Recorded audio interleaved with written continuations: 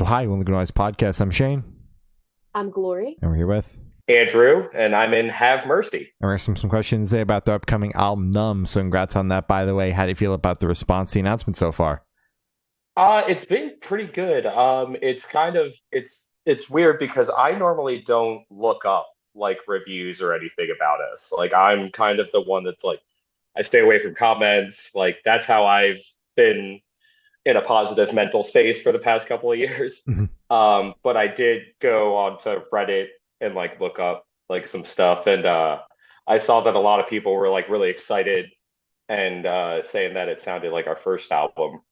And it kind of is because we went back to like we did the drums in the studio that we recorded our first album in, just kind of like, wrote music that we wanted to play in here and stuff like that. So That's it's fucking really cool. awesome. Well, the album fucking rips. Thank you. Hell yeah. Thank you. It's so funny to be here chatting about a full length because I feel like when we chatted about the EP, you guys really didn't have much of an idea of what was going to happen next, and you were very vocal about that. It was just kind of like, we're just going to kind of see how it goes, and like that the EP just kind of happened, and there was like you guys might have even said like no plans for a full length in the future, and we're a year and a half later and we're here chatting about a full length. Yeah. It just kind of was one of those things where we did the EP just to kind of, see if we could do it, like see if we could record something ourselves, and just kind of had some ideas, kind of dipping our toes back in the water, see if people even liked us anymore or cared about us. And then with this full length, we were just like, F it, like let's just start recording some songs, and or really just let's just start jamming. And we did all of that, and then um after that it was just kind of like, holy crap, we have 10 songs. And it just all kind of happened. It was just like a happy accident, kind of like at the beginning of our career there's a lot of happy accidents that got us into like places, and this one was kind of like a happy accident as well. It's fucking awesome. So when did the process kind of start and end? It started around, I want to say, right around probably a couple of months, 1 or 2 months after we released the EP.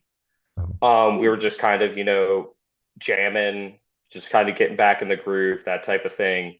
And then we were kind of done, quote unquote, done with it, probably at the beginning of the summer, maybe spring.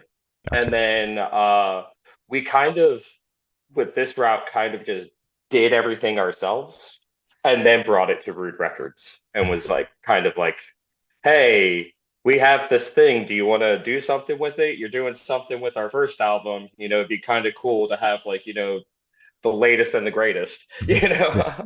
And they very idiotically said yes. No, As they I'm just should. kidding. I'm just kidding. No, I love those guys. They're so easy to work with. Like they're so awesome. Hell yeah. Oh yeah. Awesome. So is there any meaning behind the album title or cover art? The cover art was just kind of our buddy Dan, who's just like our childhood friend, and that was kind of like what we wanted to do with this album, is just kind of like keep it, in the family. And he just kind of we were like, hey, you want to come to the studio and like, paint us like recording and stuff? And he said yeah. And then he just couldn't ever get his tablet to work, or stuff, or stuff would happen. So he just kind of listened to the album when we were done like mixing it and recording it, and then he started working on the art. And then kind of around the time that right before we were sending it off to get mastered, we got the artwork and we were like, holy crap, this is awesome. And then I guess NUMB is kind of like because the album is kind of like a through line, almost like not, I wouldn't say it's like a concept album, but kind of like falling out of love and back in love with like your friends and family, and then kind of falling back in love again. It's it's kind of like the end of a bad relationship, and then kind of reconnecting and getting back into like a new relationship. And that numbness that you kind of feel in the beginning where like, you're kind of out with your friends, drinking and stuff like that, and you just don't feel anything. Mhm. And that's kind of what it relates to. Makes sense. Yeah. So can you tell us a little bit about your writing process for the record? Yeah, it was literally just we recorded it all in Brian's basement except for the drums, which we did at Magpie Cage with Matt Redbo or Redenbo. I always get his last name wrong. But and we would just kind of be like, hey, I'm free this day, this day, this day, this day.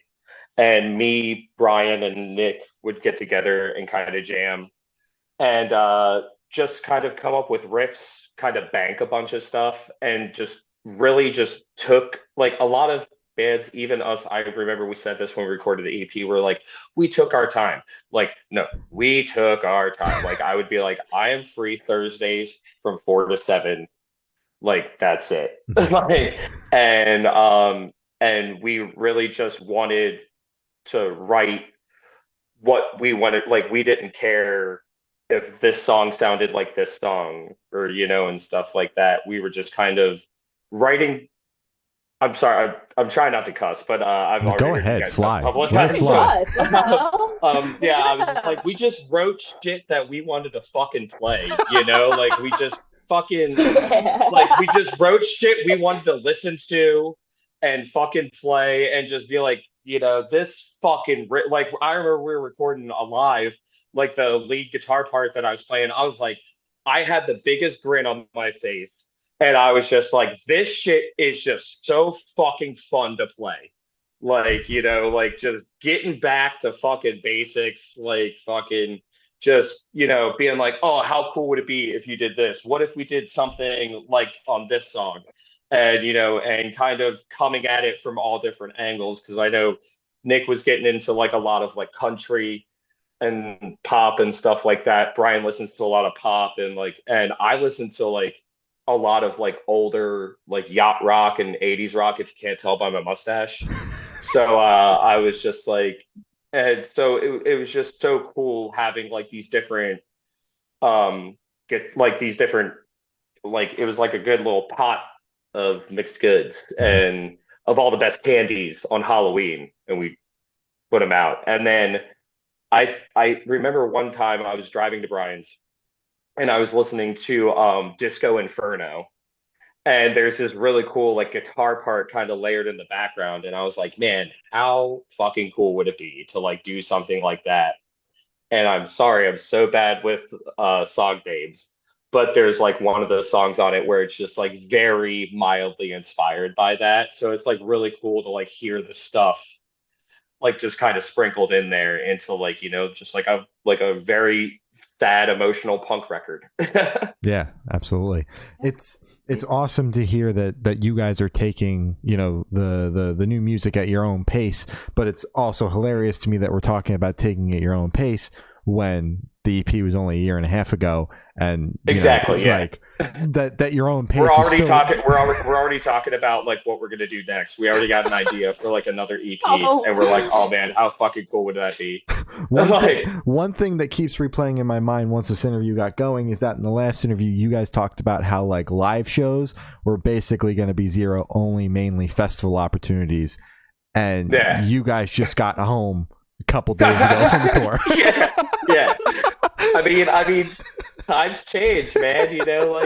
Sometimes you're just like, man, I don't want to lug an amplifier. Oh, look, Line 6 Helix is only $500 and it sounds awesome. Yeah. And then we got rid of those, and then because we're Fender artists, they came out with like these new things called like a Tone Master Pro, which is like a bigger pedal essentially. So like me and Brian are literally loading in and have like a gig bag that holds 2 guitars and a case that has like everything else in it. And I mean, that made touring a lot easier than lugging a 95-pound amp up 7 flights of stairs. Absolutely. Yeah, it makes you want to play shows again. Yeah, exactly. Yeah, I was like, man, I just spent, $1,000 on all this stuff. I should probably use it. Maybe. Yeah. So what song off this album took the longest to write, and which one is your personal favorite? Oh gosh. I would probably say Middle took the longest to write because it was like, or no, it's Hey, or Middle, probably both of those because we kind of would like write a song or a little bit of a song, sit on it for a bit, come back, write another one, and then go back to that first one. And kind of just, it's kind of like almost when you're taking a test, how you kind of answer a couple of questions, go back, double check your answers, and then continue kind of like 3 steps forward, 2 steps back, but in a good way. Mm-hmm. Um, so I would say we finished Hey and Middle, and we were just kind of listening to them. We're like, man, those leads kind of fucking suck. And then we would go back and write them again and sit on it and be like, I don't know about that. And then kind of do that. And then my favorite is let me pull up the album actually right here. Sorry, guys. All good. No shame in that. So I can actually tell you a song title. I would say it's the second to last song, or maybe it is the last song. Yes, Hit the Ground is my favorite because it's just kind of this constant like driving kind of song, and it has my favorite guitar solo I ever wrote in it. But it's the other guy's least favorite song, so we're probably never gonna play it live. God damn unless it. the 10 year comes. No! Unless the 10 year comes. Yeah, true. Got Yeah. 10 years to go, but yeah, it's Yeah. coming. So how'd the track list for the album come about? Did you guys write the opener be the opener, closer be the closer? Did you shuffle around and see what fits? What was that process like? Honestly, it was like we just wrote these songs, kind of sat on them, and I am not that kind of if I am so out of the loop that I would just be like, oh, we should do this song, this song, this song, that song, and then it would be the worst layout. So Nick and Brian and I all kind of came up with a track listing and then realized it was kind of the same with like one or two songs kind of mismatched. So we just kind of put those together and then that was that. But I think there was one or two songs that we were like, oh man, this would be a cool opener. Like we recorded a live and we were like, this is a great album opener. Mm-hmm. And then we recorded Numb and we were like, oh, this would be like a cool like mid like that like kind of like the Living Dead of that album. And then that ended up not happening because Brian wrote this song super last minute right before we were setting it off to be mastered, and we all kind of got together really quick and worked on it, and that was that song. Yeah. God damn. So that's how down to the wire the record was before mastering, like seconds away. Because our buddy Matt at Mobtown mastered it, and it was literally just, hey, we're gonna send this over. Oh wait, we got whoa, hold on. Pump the brakes. Like, yeah, exactly. It's like stop the presses, but not really. It's just, hey, we have this other one. Yeah. It's like you can go work on something else. This won't be in your inbox. Exactly. Yeah. So would you be able to tell us where your headspace is at while you're creating this record? I would honestly say this was like the most positive headspace we'd ever been in, like recording an album. Brian has been sober for I think a little over 3 years now. I just hit 2 years of no drinking or hard drugs. I don't think marijuana is considered a drug. That's just kind of my way of chilling out. I still love caffeine. I'm a coffee fiend. Don't ask me. I just like any coffee is good coffee to me. So I think just that kind of, headspace just, and then if we didn't like something, instead of us just being like, kind of like sitting there and brooding and stuff, it was just like, hey man, can we talk about this real quick? And everything was just super civil. I can't think of a single argument we had. Like we were all just like, it was literally just like being back in like my mom's basement, like like 12 years ago, except we were in Brian's basement and he had a lot better recording stuff than I did back then. Yeah. And I think that positive headspace kind of shows through in the record. Like, obviously it is still a sad trip. But that like feeling of everybody is feeling okay comes through in the record. I really feel you could feel the energy behind it's it. The energy, like with the like I don't like to crap on our own stuff, because I want I 100% back everything that I've ever recorded and put out, But like I think the EP was just kind of like, let's see if we can do this. I got some things, let's get the band. We were excited, but we weren't really like enthusiastic about it, and I feel like that's two different things. You can be excited about going on a date and not really show about it, but you can be excited and enthusiastic, and that's like a completely different feeling, and I feel like that's how we were with this album. Is you can really feel that enthusiasm behind it. And because like, yeah, we were excited to record it, but once we started recording it, we were like, yeah, fuck yeah, dude, fuck yeah, just like let's fucking go, like that sort of shit. Yeah. All right, let's fucking go. And people have been yelling that a lot at our shows, and we're just like, all right, let's fucking go indeed. Yeah. Love it. That's the 2023 mantra. Yeah. For that's Mercy. The YOLO for this generation. Yeah. True. So how do you recommend your fans to listen to this album for the first time? Should do in the car with friends, in the dark with headphones on? Is it a workout album, party album? What do you personally recommend?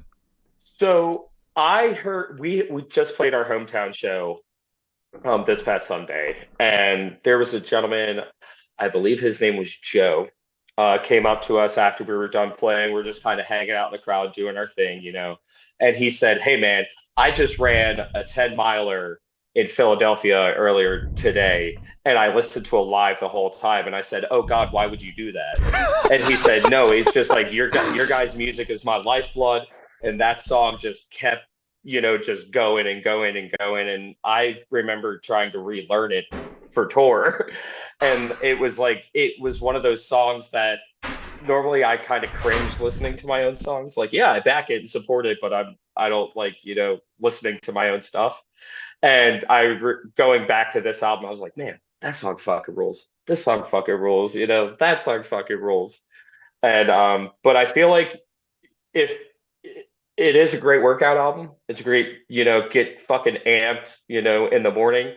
But I feel like the best way to do it would be like get together with like one of your oldest friends, one of your sibling, a parent, your partner, even like have a nice little dinner party, and then everybody put it on and pop open the NAs or beers, it's just a nice little like album to put on during a party or a get together with like some of your closest friends, and just kind of like let us all be together. Hell yeah, I love that. So this one should be super, super quick. Off the top of your head, I want you to describe this album for new listeners in 3 words. No more, no less. I'm gonna say really fucking good. Yeah. Hell yeah. That's great. I was trying to think of a way to say, like, because when people asked us like what it sounded like, I was like, a lot of like people that we like, our friends and family that obviously listened to it, said it was almost like reminded them of something that didn't exist. You know what I'm saying? Like it was just like this, like it just gave them this like really nostalgic vibe. And I was like, like a WB or CW show or something like that, like like something that would play on Dawson's Creek, like that type of thing. So I would say let's go with Dawson's Creek vibes. Right. We'll take it. Yeah. And in that same train of thought, is there a certain feeling or emotion you want listeners to have while going through the album? Just be open. Just be open-minded, just let it all, like Emperor Palpatine says, let it flow through you, like nice little Star Wars reference there. Instead of let the hate flow through you, let the love flow through you, because it is really just like a love letter to our friends Mhm. and and our fans, like just being like, hey, you've all seen us at our fucking worst, and now we want you to see us like at our best. Like there's we're kind of just over all the bullshit. Just there's no drama, there's no real like anything.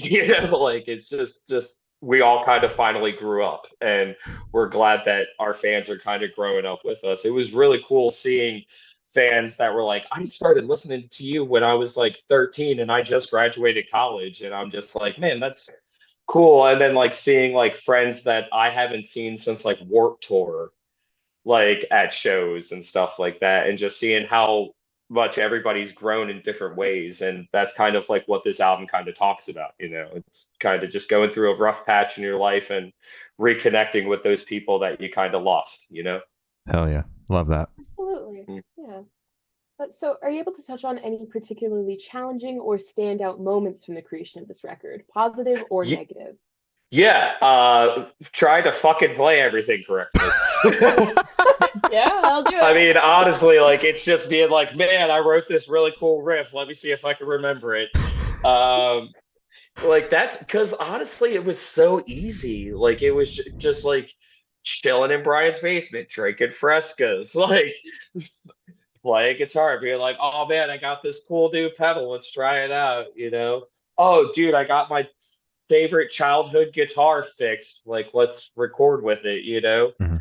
That type of thing. And so like really the most challenging part was just kind of making cuts, like cutting stuff.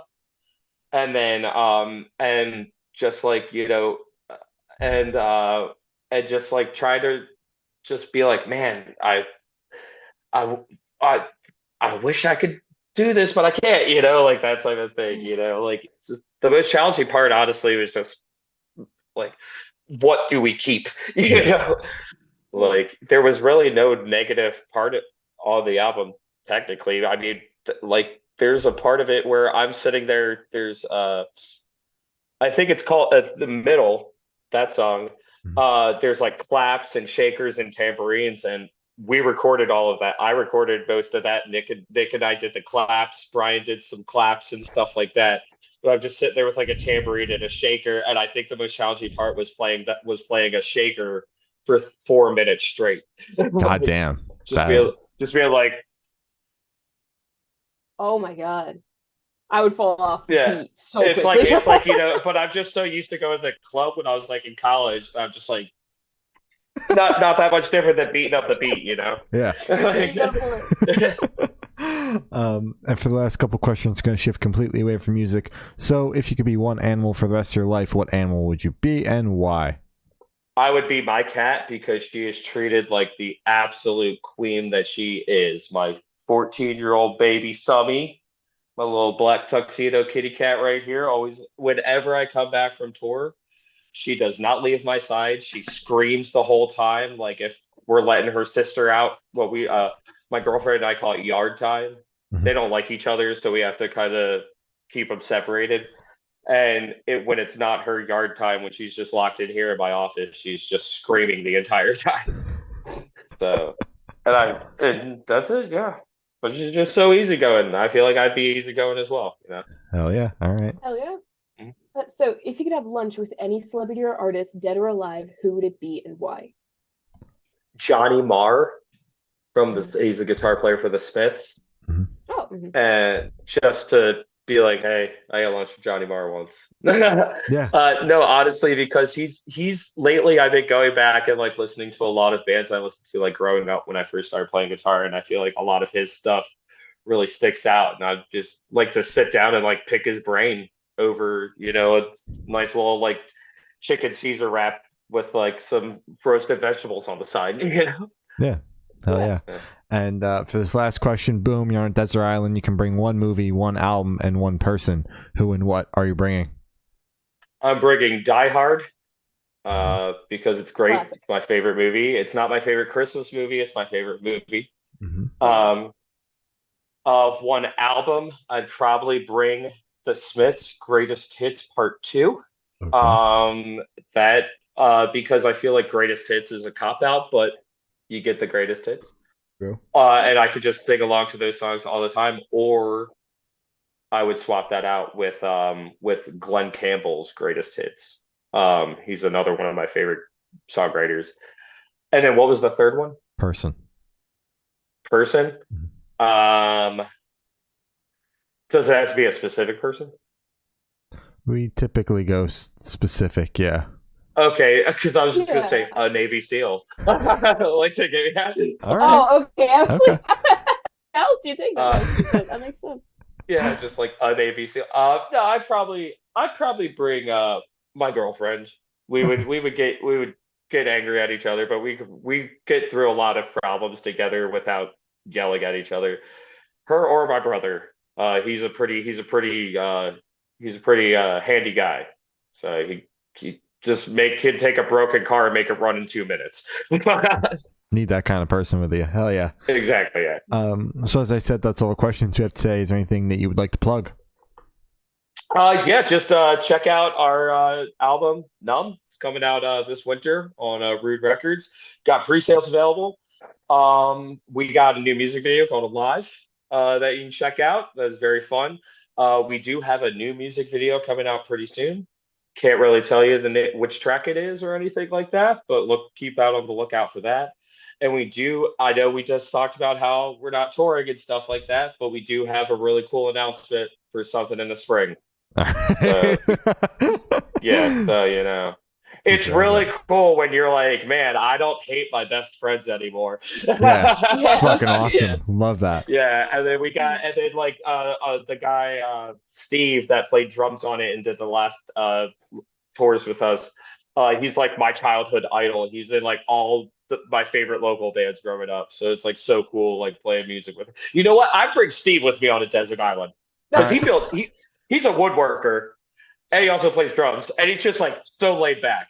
Like he would just be like, he had some trash cans in New York with our van. He's just like, oops, like just like that was it. Like if I did, I don't know. Like, but he was just like, like he was just So we got so check out Dumb coming out in the winter. Something's coming, a tour announcement coming, maybe. And then new music video dropping soon. And that's about it. Hell yeah. All right. Well, thank you for sound. It's been Andrew from Have Mercy, and we've been the Good Noise Podcast.